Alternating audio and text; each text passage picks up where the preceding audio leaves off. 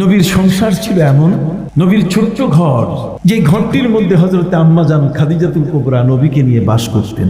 যে ঘরের মাদুর ছিল ছেঁড়া, যে ঘরের মাদুর ছিল ছেঁড়া, আমার নবী যখন ঘুম থেকে উঠতেন তখন হযরত আম্মা জান খাদিজা চোখের পানি ফেলতেন যে নবীজির দেহ মোবারকে ওই ফাড়া বিছানার চাদরের দাগ পড়ত। সুধী মণ্ডলী, প্রিয় নবী সাল্লাল্লাহু আলাইহি সাল্লামের কোনো বাংলো ছিল না, কোনো মেহমানখানা ছিল না, ছোট্ট একটা ঘরের মধ্যে নবীজি সংসার করছেন। যে কারণে হযরত আম্মাজান খাদিজাকে নিয়ে কত টিটকারি। আম্মাজান খাদিজা ছিলেন অনেক টাকার মালিক।